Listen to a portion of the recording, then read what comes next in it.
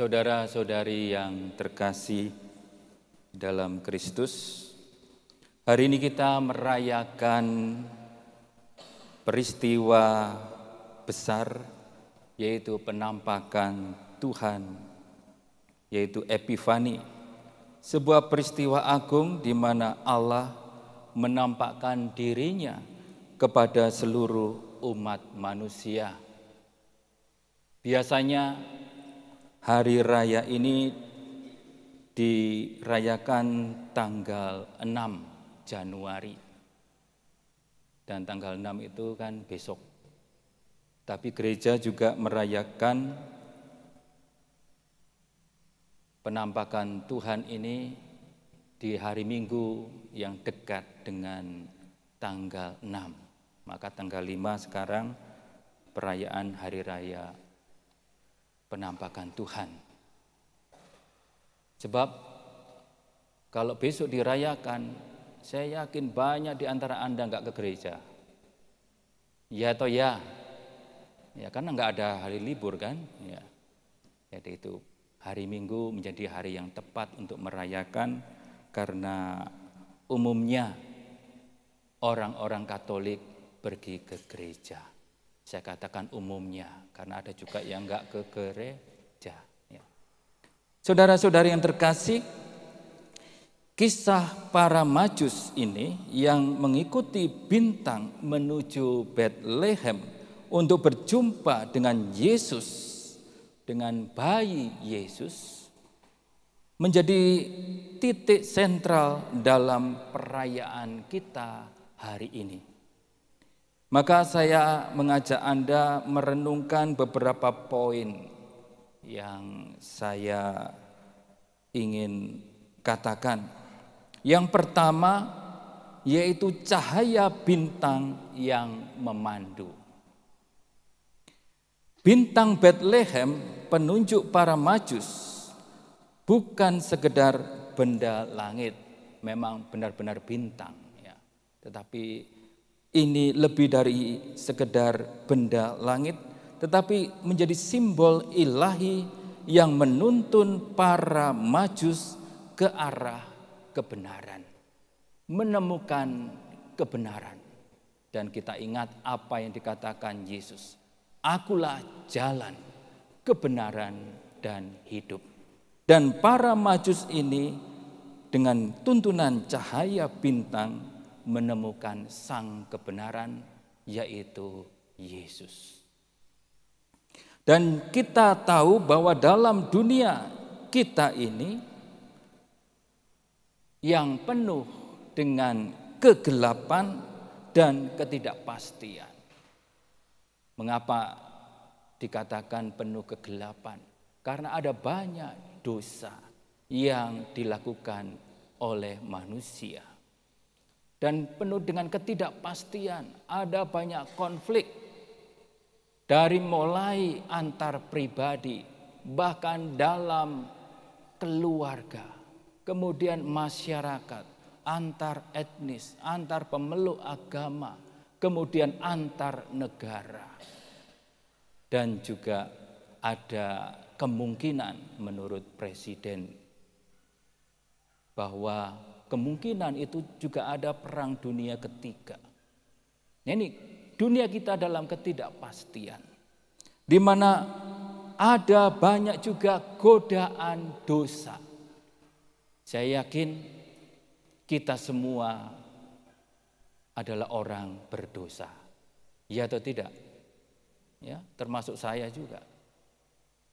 Dan ada godaan-godaan dosa yang dimulai juga dari diri kita sendiri, di mana kita setiap orang punya kecenderungan untuk berbuat dosa. Nah, inilah akibat dari dosa asal, yaitu ada kecenderungan pada dosa. Dan juga godaan-godaan dosa yang berasal dari ajakan dari luar diri kita. Ya, macam-macam pengaruh. Entah dari keluarga, entah orang-orang yang terdekat kita, atau orang-orang lain, ada ajakan untuk berdosa. Ya, karena mereka jatuh dalam dosa lalu mengajak kita. Dan juga ada pengaruh-pengaruh negatif dari dunia sekitar kita.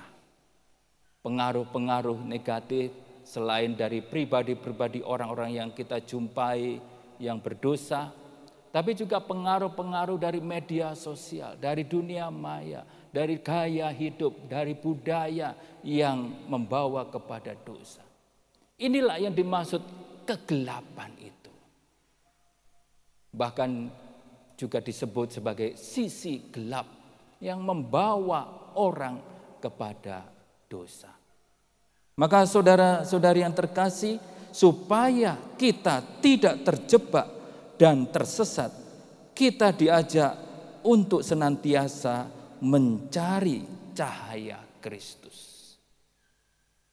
Kita diajak untuk menemukan Kristus, Sang Cahaya, yang menerangi langkah hidup kita, di mana dunia yang tadi saya katakan yang berada dalam kegelapan, di mana ada banyak godaan-godaan dosa. Maka kita perlu mengambil langkah konkret untuk menemukan Kristus, cahaya bagi hidup kita, supaya kita menemukan kebenaran, supaya kita menemukan jalan yang membawa kita kepada kehidupan, kepada keselamatan. Langkah-langkah konkret sebagai orang Kristiani untuk menemukan cahaya Kristus adalah pertama-tama berdoa. Berdoa bukan hanya sekedar doa makan. Sebelum makan berdoa, lumayanlah ada doa sebelum makan. Tapi setelah makan enggak doa. Ya atau ya kan? Bukan hanya sekedar doa makan, tapi doa yang membawa kita memang berfokus pada pribadi Yesus. Ada relasi kita dengan Yesus. Nah, ini ada doa-doa yaitu lebih pada doa kontemplatif atau doa batin. Kalau ingin tahu, datang kemari ikut retret ya. Nanti diajarin doa. Tetapi ada banyak macam-macam doa yang ditawarkan dalam gereja kita.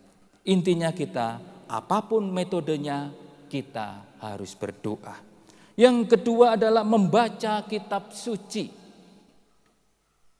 Kitab suci itu adalah sabda Tuhan. Kitab suci adalah berisi banyak perintah Tuhan. Kitab suci berisi yaitu bagaimana harus kita menjalani kehidupan sehari-hari dan bagaimana kita berjalan dalam terang Tuhan, dalam cahaya Kristus. Maka sebagai orang Kristiani, membaca kitab suci itu hukumnya apa? Wajib. Ya kan? Ya, tidak hanya membaca tentunya ya, berusaha untuk melaksanakannya seperti dikatakan dalam Injil dan dalam kitab suci. Bahwa kita harus membaca, merenungkan, dan tekun melaksanakannya. Kemudian kita juga merayakan Ekaristi seperti sekarang ini. Ya. Setiap hari Minggu orang Katolik diwajibkan merayakan Ekaristi dan juga hari raya yang diwajibkan. Tapi banyak juga di luar hari Minggu kalau ada hari raya, banyak juga orang tidak ke gereja, ya, sedikit sekali. Dan juga partisipasi aktif dalam komunitas orang beriman. Kita menjadi Katolik, menjadi anggota gereja bukan sendirian. Bukan hanya di dalam keluarga, yang memang keluarga itu adalah gereja domestik. Tetapi kita juga di dalam tubuh gereja yang besar. Maka kita perlu bergaul, berkumpul dengan orang-orang beriman. Dan disitulah kita juga akan menemukan cahaya Kristus melalui orang-orang di sekitar kita yang juga punya pengalaman iman. Sehingga membawa kita juga untuk semakin lebih beriman. Maka saudara yang terkasih, inilah ya beberapa yang dapat kita lakukan secara konkret untuk menemukan cahaya Kristus. Jangan mencari cahaya drakor, ya. Cahaya drajin, cahaya drain. Drain ada nggak ya? Ya sinetron lah ya. Nah itu. Yang dimana banyak orang menontonnya. Dan satu kali judul itu berapa seri? Ya berseri-seri. Dan satu seri biasanya ya macam-macam, ya kan? Bisa 1 jam lebih. Itu yang dikonsumsi setiap hari. Kalau misa umumnya pergi seminggu sekali. Kalau di paroki yang jadwal misanya padat, maksimum 1/4 jam. Itu maksimum 1/4 jam. Belum lagi datang terlambat, pulang cepat. Ditambah lagi, belum lagi ngelamun pada waktu misa. Ditambah lagi tertidur pada waktu khotbah. Ya kan? Ditambah lagi nggak konsen, lirik sana, lirik sini.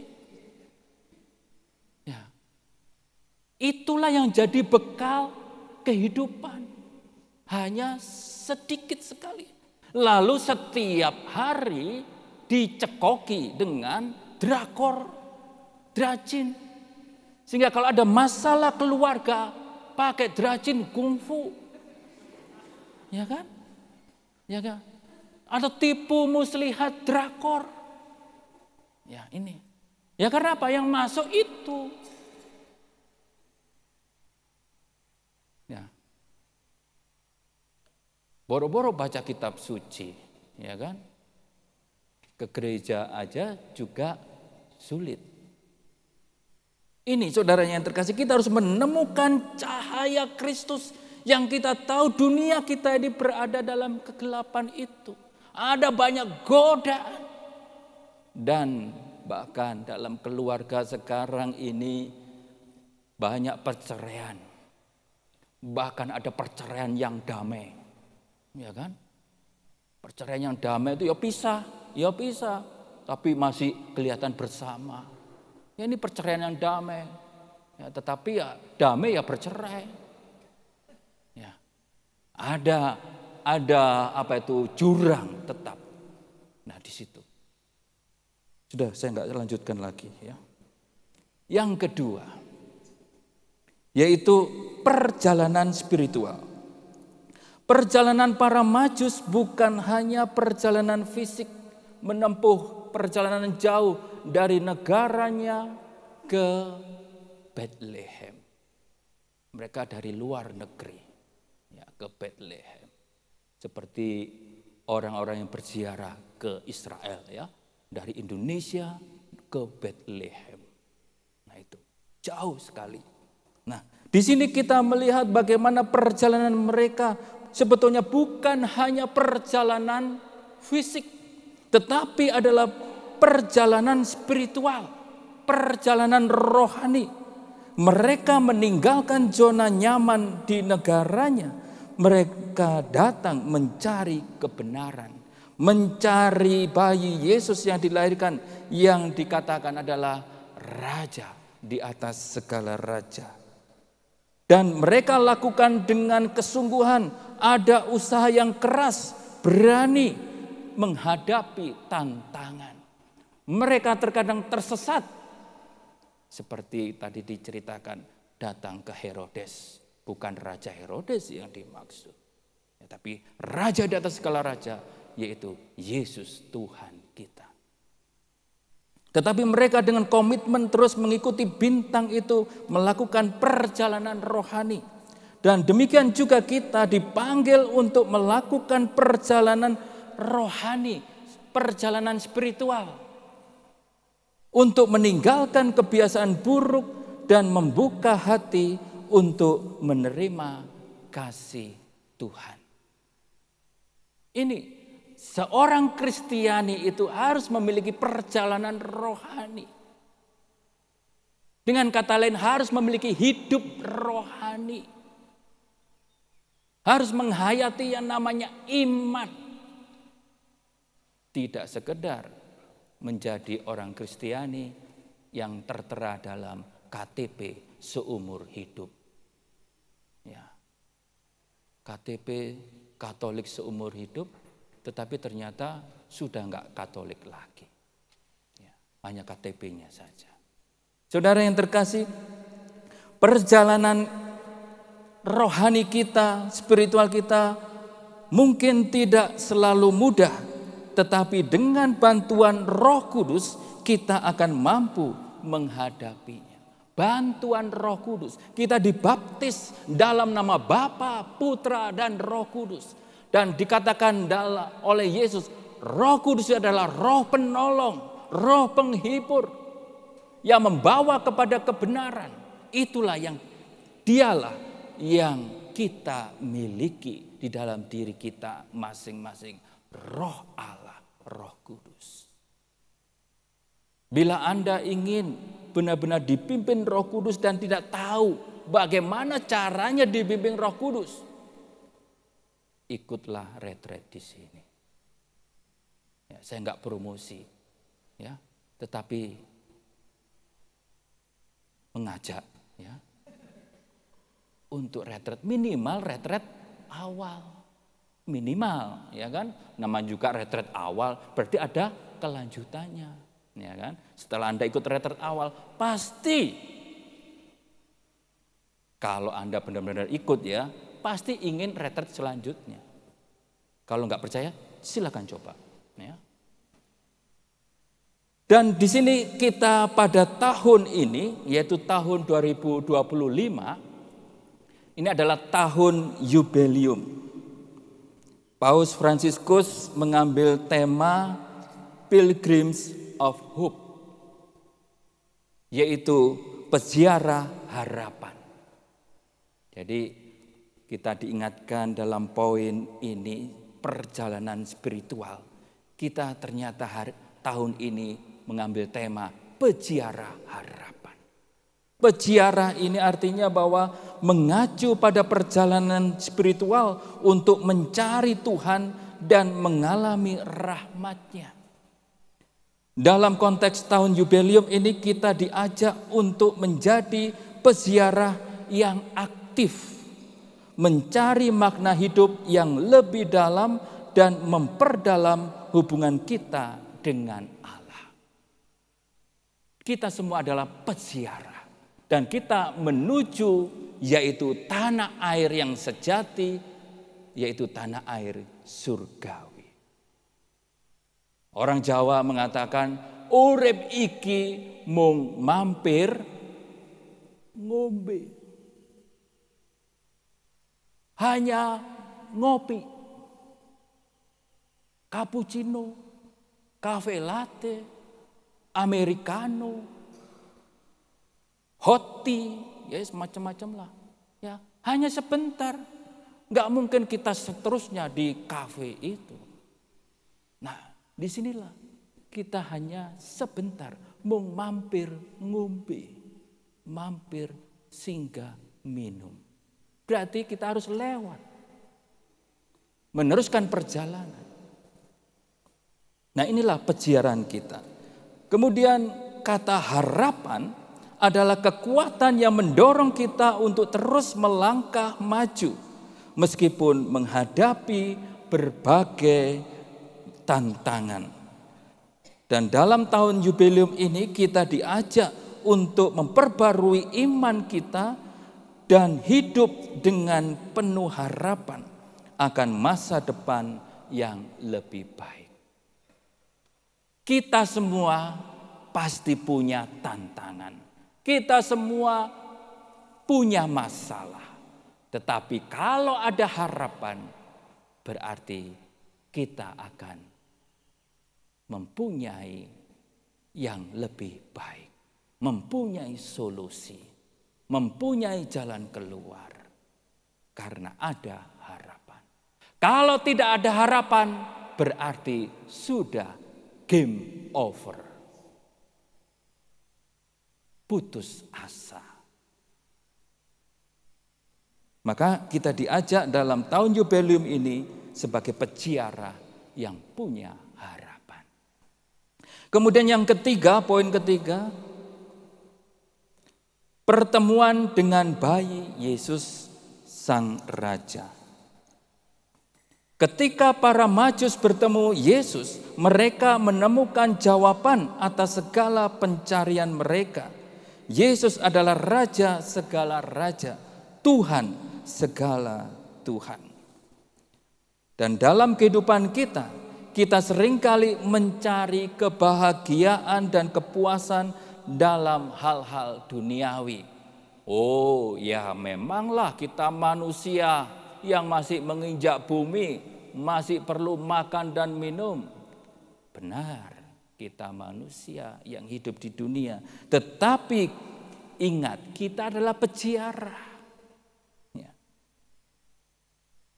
Di mana kita tidak hanya menikmati, mencari, yaitu apa yang ditawarkan dunia. Di mana kita perlu menemukan Kristus, maka perlu menemukan cahaya Kristus itu. Kita harus memperoleh bahkan Kristus itu sendiri, karena dialah kebahagiaan sejati kita.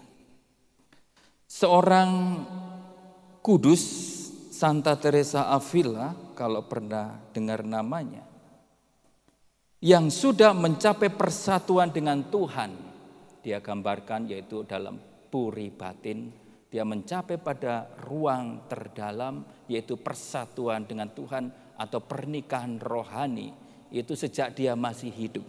Dan dia mengatakan semboyannya sebagai kesaksian perjumpaannya dengan Yesus. Dia katakan, solo Dios basta. Solo Dios basta. Allah saja cukup. Apa artinya? Bahwa Allah adalah segala-galanya yang kita butuhkan dalam hidup ini. Bukan duniawi. Tidak ada kekayaan, kesenangan duniawi atau pencapaian yang dapat memberikan kepuasan sejati selain Allah. Dan kita akan mengerti solo Dios basta ini, Allah saja cukup, jikalau kita sungguh berjumpa dengan Yesus. Berjumpa dengan Yesus bukan berarti mendapatkan penampakan Yesus datang, tiba-tiba cilukba, ya, bukan. Tetapi dalam iman, di mana kita berjumpa dengan Yesus, ada pengalaman akan Allah. Nah, ini penting sekali orang Kristiani memiliki pengalaman akan Tuhan. Inilah perjumpaan dengan Tuhan. Kemudian juga mengenal Yesus dan berelasi pribadi dengannya. Kalau kita sampai mengalami ini, kita akan dapat mengerti apa artinya Allah saja cukup. Solo Dios basta. Maka kalau kita merasa sulit untuk meninggalkan dosa, sulit untuk meninggalkan kesenangan duniawi, berarti kita belum berjumpa dengan Yesus secara pribadi dalam iman dan kasih. Poin keempat, banyak ya, yaitu menjadi saksi Kristus. Sebagai orang Kristiani, kita memiliki tanggung jawab untuk menjadi saksi Kristus di dunia ini. Kita dipanggil untuk membawa cahaya Kristus kepada orang-orang di sekitar kita. Jadilah bintang yang menuntun orang pada Kristus. Jadilah bintang yang menuntun kepada Kristus. Bintang-bintang bukan berarti artis-artis ya, tetapi bintang artinya yang membawa kepada Kristus, seperti dalam bacaan ini ada bintang yang menuntun orang Majus untuk berjumpa dengan Kristus. Maka Yesus mengatakan dalam Matius 5:14, kamu adalah terang dunia. Kamu, saya bahasakan terang menjadi bintang. Nah, bintang itu kan selalu bercahaya. Kalau bintang nggak bercahaya, bukan bintang itu namanya. Banting kali ya. Ya. Jadi di sini bintang menjadi terang. Kita menjadi terang dunia. Karena apa? Kristus ada di hati kita. Kita dapat menjadi saksi Kristus melalui tindakan kasih. Ya, lagi-lagi perbuatan yang baik. Tindakan cinta kasih kepada sesama. Mulai dari orang terdekat kita, keluarga, suami, istri, anak, orang tua. Ini. Dan kemudian menyebar ke yang lain dalam pelayanan kepada sesama dan kesaksian hidup kita yang sesuai dengan Injil. Dan Yesus juga mengatakan dalam perikop yang sama, Matius 5 ayat 16. Demikianlah hendaknya terangmu bercahaya di depan orang, supaya mereka melihat perbuatanmu yang baik dan memuliakan Bapamu yang di surga. Ya, demikianlah hendaknya terangmu bercahaya di depan orang. Jadilah bintang yang bercahaya, membawa orang memuliakan Tuhan, membawa orang menemukan Kristus. Ya, jadilah bintang Bethlehem, jadilah Luce. Ya, tahu nggak Luce? Ya. Luce itu dipakai dalam tahun jubileum ini sebagai tokoh anak, ya, bernama Luce dan teman-temannya 3 anak lainnya, yaitu Luce dalam bahasa Itali berarti cahaya. Jadi kita dipanggil untuk menjadi cahaya.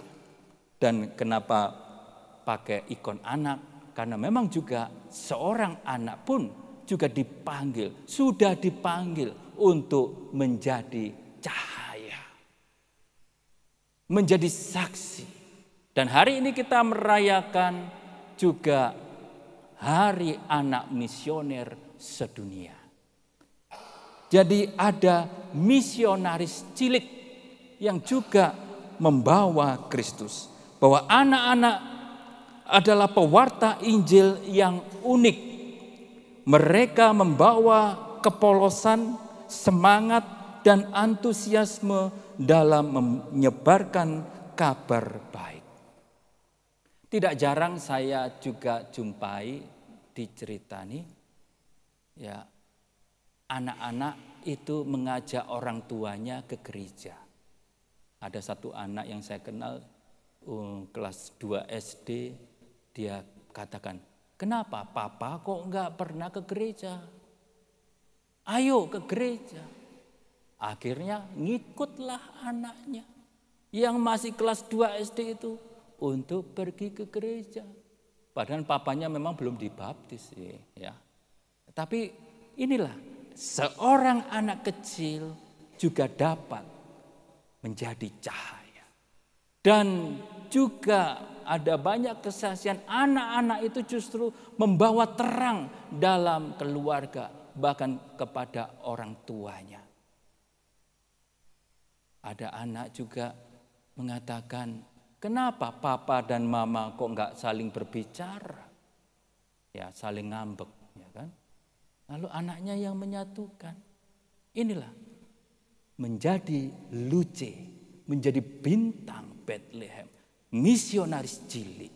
Dan kita tahu dalam gereja kita bahkan anak-anak banyak dipakai menjadi Luce, menjadi bintang Bethlehem, menjadi cahaya, menjadi misionaris.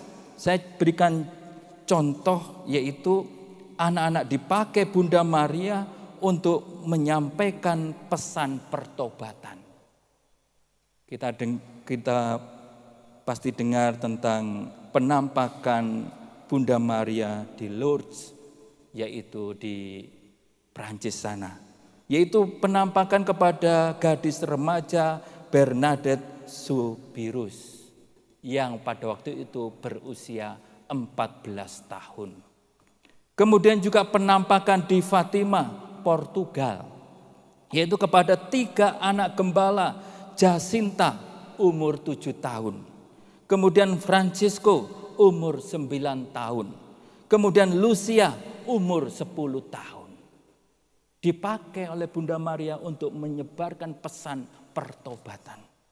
Kemudian juga yang lebih baru lagi adalah penampakan Bunda Maria di Medjugorje, Bosnia Herzegovina, kepada 6 anak yang berusia antara 10 tahun sampai 16 tahun. Inilah menjadi contoh. Masih banyak contoh lain lagi. Anak-anak juga mempunyai peran untuk dipanggil berkat rahmat baptisan menjadi misioner cilik. Membawa cahaya Kristus. Ini anak-anak.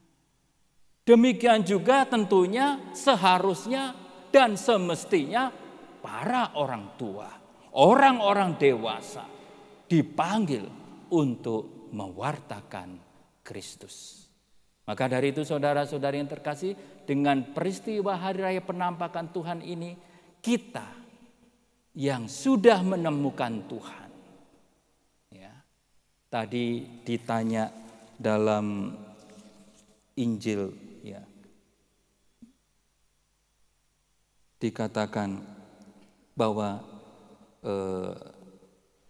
di manakah dia, raja ya orang Yahudi yang baru dilahirkan itu.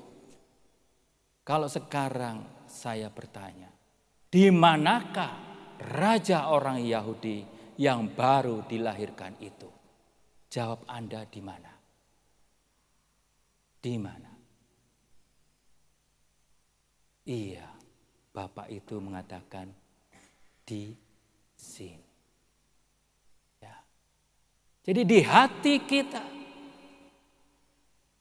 Berarti apa? Sudah saatnya dan seharusnya kita membawa cahaya Kristus kepada orang-orang, mulai dari yang terdekat di dalam keluarga kita. Tuhan memberkati.